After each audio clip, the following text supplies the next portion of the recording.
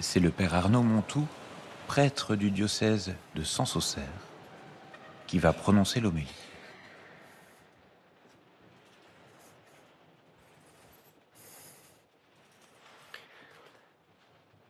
Bien-aimé, souviens-toi de Jésus-Christ, ressuscité d'entre les morts, le descendant de David. Voilà mon évangile. Voilà mon évangile, s'écrie Paul. Et ce cri résonne dans l'Église depuis 2000 ans. Voilà mon évangile. C'est pour lui que j'endure la souffrance. Frères et sœurs, pouvons-nous, nous aussi, dire que le Christ ressuscité est notre évangile, notre bonne nouvelle, et que nous trouvons en lui la force, les raisons d'affronter le mal, ce mal qui provoque tant de souffrances dans le monde et dans nos propres cœurs. L'Évangile, pour un chrétien, n'est évidemment pas un recueil de vérités à croire. Mais il n'est pas non plus seulement un texte sacré, comme nous le pensons souvent. On ne pourrait même pas se contenter de dire que l'Évangile est la parole de Dieu faite chair, à moins que l'on accepte de comprendre que la particularité de cette venue dans la chair est d'être à la fois absolument unique dans la personne historique de Jésus et en même temps de concerner absolument la chair de tous les hommes, celle de chacun d'entre nous, celle de toutes les créatures, de tous les temps, jusqu'à l'extrémité de l'univers. Un seul, Jésus de Nazareth, pour tous et en tous. L'Évangile est comme une note de musique sortie de Dieu qui aurait retenti en un seul lieu, en un seul instant, mais qui résonnerait depuis ce lieu et cet instant jusqu'aux confins des temps et de l'espace, capable de déployer des harmoniques infinies dans des êtres aussi divers que tous ceux qu'il désire rassembler et dont nous sommes. Pour comprendre un peu mieux encore ce que veut dire ce « voilà mon évangile » proclamé par Paul, en restant dans les métaphores musicales, nous pourrions dire que l'évangile, qu'est le Christ vivant, doit devenir, dans les instruments à cordes que nous sommes, comme l'âme. Je ne sais pas si vous savez ce que c'est l'âme. Peut-être, évidemment, il y en a parmi vous qui ont déjà joué du violon ou du violoncelle. L'âme, c'est cette petite pièce de bois, presque invisible dans l'instrument.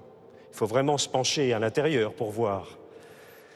Une petite pièce presque invisible et sans laquelle rien ne se passe. Elle est posée entre le fond du violon et la table d'harmonie. Sans cette pièce, il ne se passe rien, aucune résonance. Avec elle, c'est tout l'instrument qui devient capable de transmettre à nos oreilles ce qu'il y a de plus subtil, de plus vibrant, de plus caché dans le cœur de l'homme.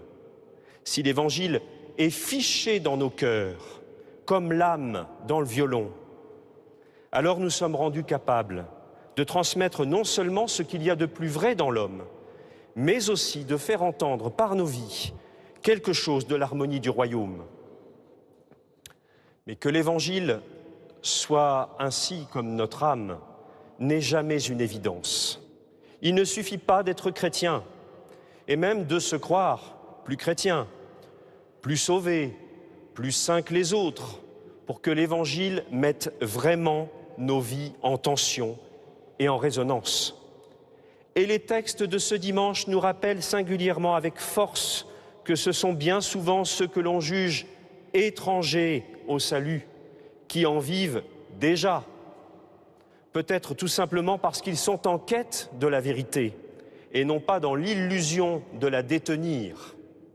Si l'Évangile est notre vie, nous devons être comme Naaman, le général syrien, un étranger, ou comme le Samaritain de l'Évangile, un étranger, revenant vers Jésus après avoir été guéri.